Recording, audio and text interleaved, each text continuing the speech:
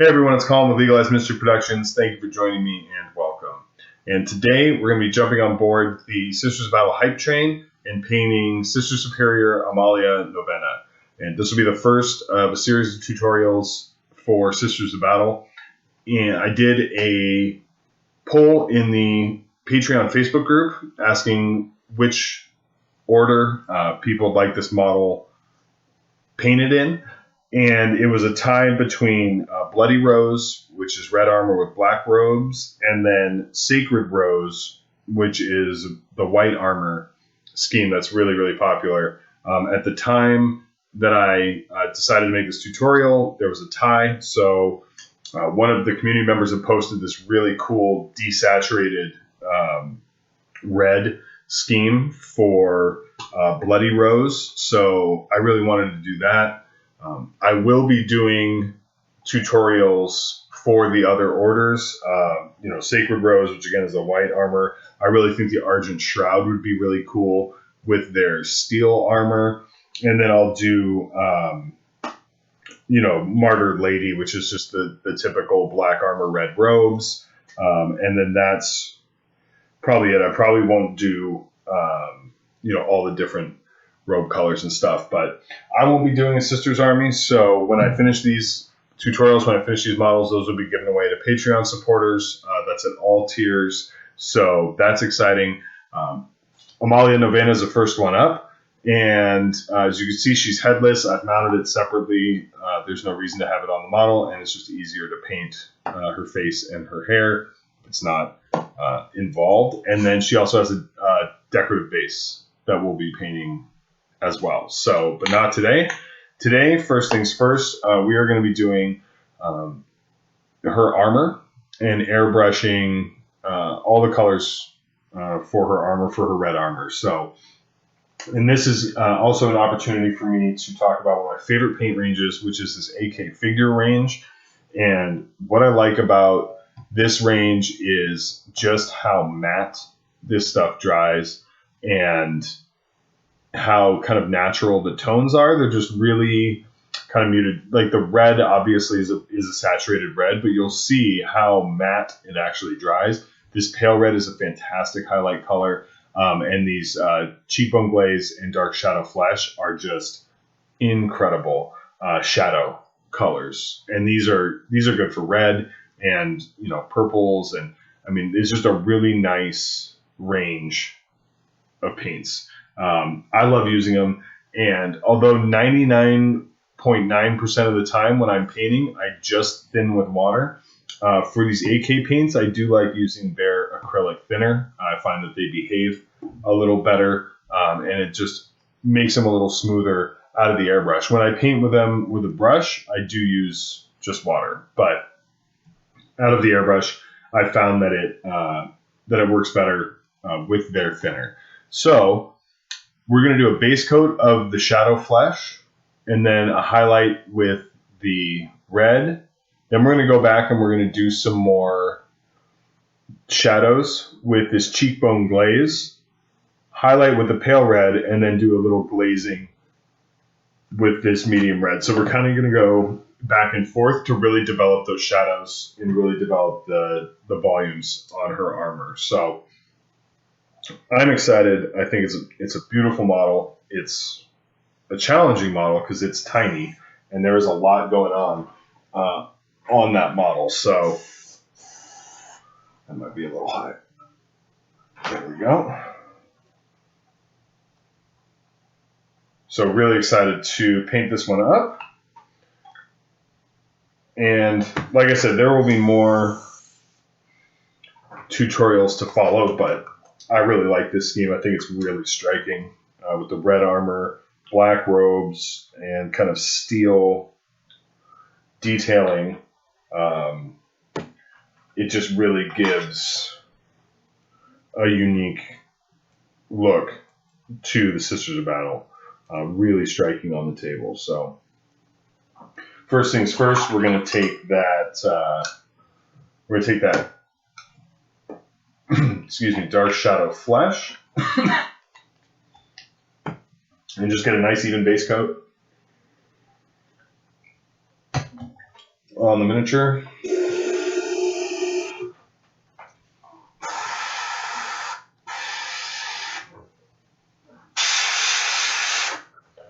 So, here we go.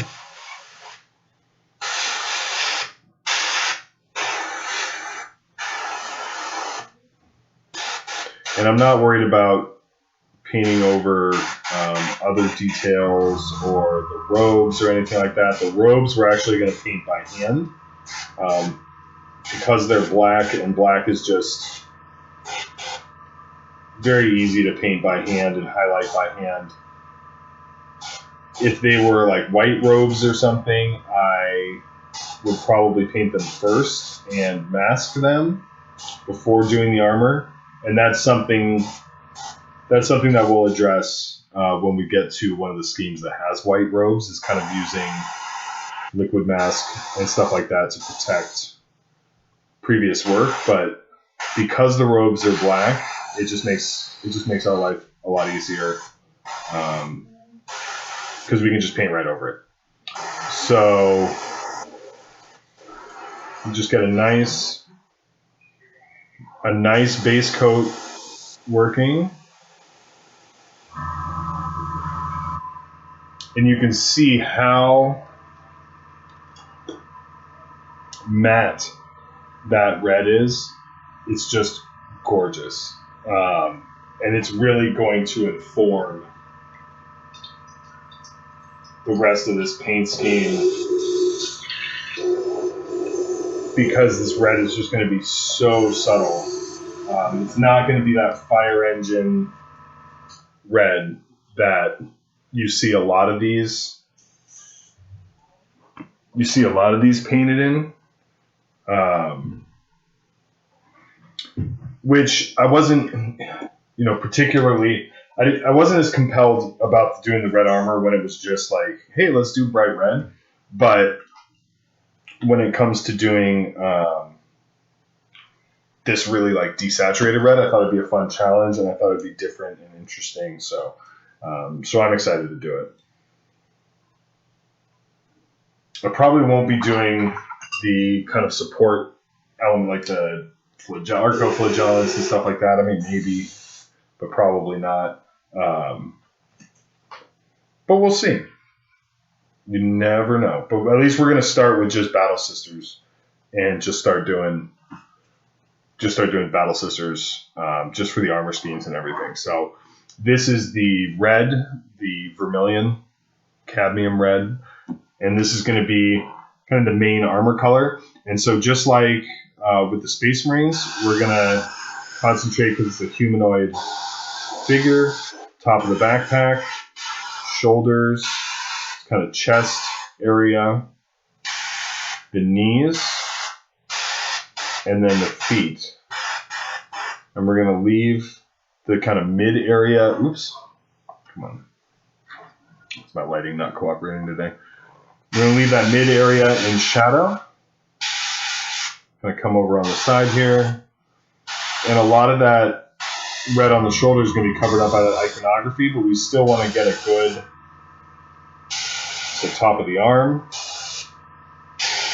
top of the feet, knees. And because this red is so thin, so back of the feet, and then we want to hit the calf without hitting the whole back of the leg.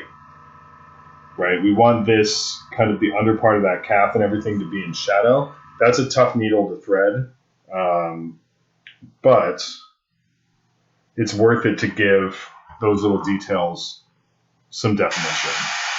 And you'll see, because this paint's so thin, once that dries, we're really getting, it's very subtle. This is not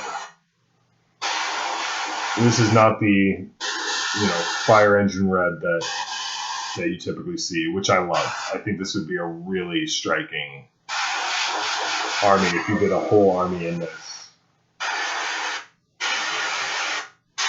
Muted. Because it's still rich. It's still a rich red. It's just not in your face with how red it is. So when the base coat goes on, obviously it looks super red, but then once it kind of dries out, really, really nice.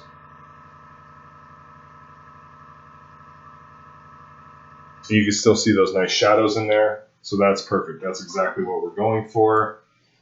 And now we're going to go and we're going to grab some of that cheekbone glaze. And this is a really rich kind of purple, brown, almost brownish purple color. And it's perfect for doing shadows. Because naturally shadows tend to shift towards violet. They don't actually shift towards, black or something. So that's something that I really stress when painting, is using those kind of darker, kind of violet tones to do shadows rather than, using black. It just gives it a much more natural look. So especially with red. So we're going to come in with the cheekbone glaze, and we're really going to accentuate those shadows. So like the inside of the arm there, inside of that arm, kind of the side of her bodice there, which you may or may not paint a different color, but just in case we want to leave it. And this is very, very thin, but it's going to influence the paint a lot. So like we did her shin there. I can't you guys see anything. This is, hang on.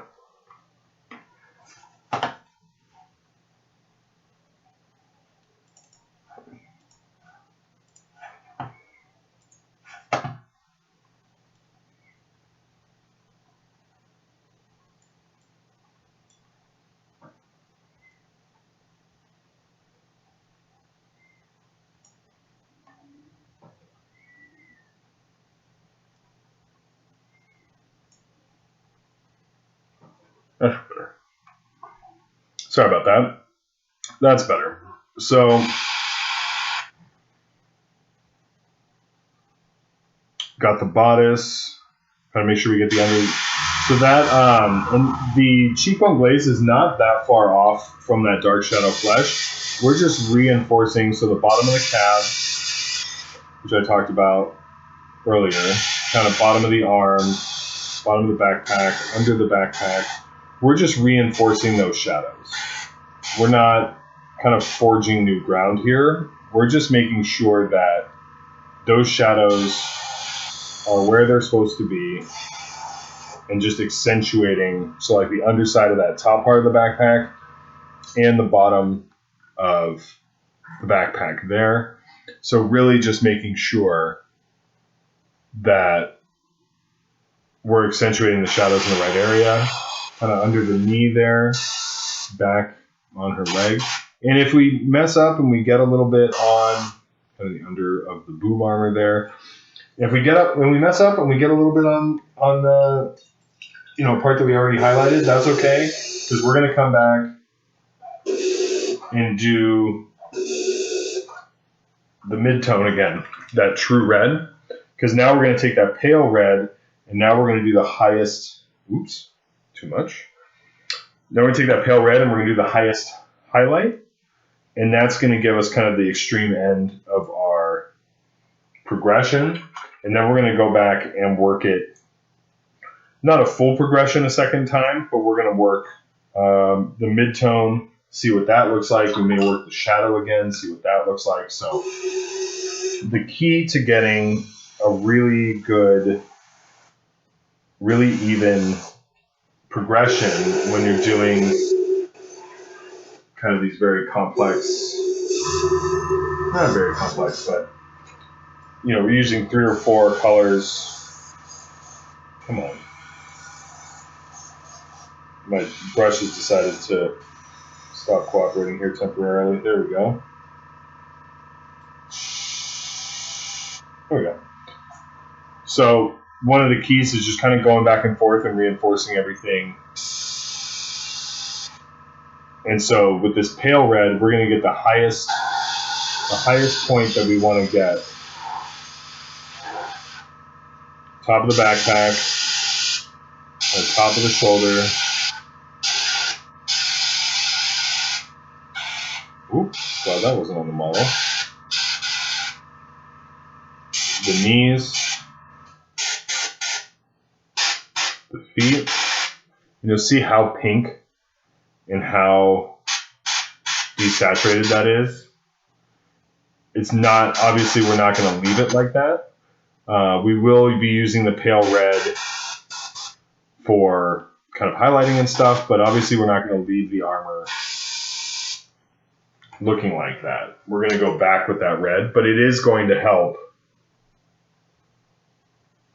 with the progression because we're going to end up with this really exaggerated light and shadow with just that kind of pale red and that shadow flesh kind of working together to give us a really, like you can see on the calves and stuff, very, very exaggerated. So a little bit on the side of the leg, a little bit on the upper leg there. Just we don't want the whole thing to kind of be relegated to shadow. A little bit on the calf, this thing is sputtering a little bit. Again on the hand, top of the backpack, boob plate, shoulders, a little bit on the hand on the inside, a little bit on the feet. So now you can see we have these volumes defined really well, and we have her armor kind of shaded really well, and the light is where we want it to be, but it's very washed out and very pink, and that is not at all what we want. So in the case of like, which you'll see when I eventually do a tutorial for them with my blood angels, and with you see it a little bit in the Custodes tutorial, I'll go back with a red ink and I'll do an ink glaze over this kind of colored, it's almost like a colored pre-shade, and that will kind of resaturate and add that vibrancy back in to the color scheme with the red. But since we don't want that, we want this kind of desaturated red for this scheme. We are going to go back with that mid-tone, that AK figure red vermilion color, but thinner than we applied it the first time when we were doing the first round of highlights. So this is going to be, you can see they're pretty thin. This is not a very, but if we leave it, we do multiple layers. But what we're going to do is we're going to glaze, and that'll ease the transition between the shadow and the high, and that'll kind of reinsert that nice red color into the scheme without obliterating the highlights because it's so thin. And we just want to do a quick pass and just kind of start getting it toned down. We don't want to try and do this all in one go. It'll just build up too much too fast, and then it won't look right. So you can already see how that red is coming back into the scheme. And now we're going to focus more on the areas that we hit with the pale red to really get that nice saturation without losing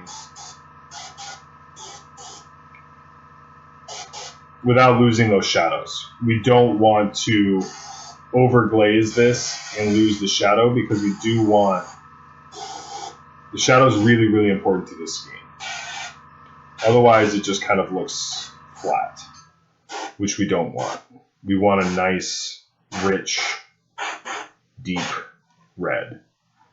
And you get that, you don't get that from the highlights, you get that from the shadows. The shadows are very, very, very important to the scheme. Now we're going to let that dry, hit it with a little air, and you can see it. You can see it really blending with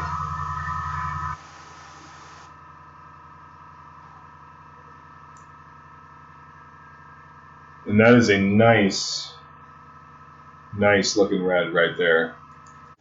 I'm super happy with that red and where the armor is now. It looks well shaded. It's got some nice color to it, some great shadow.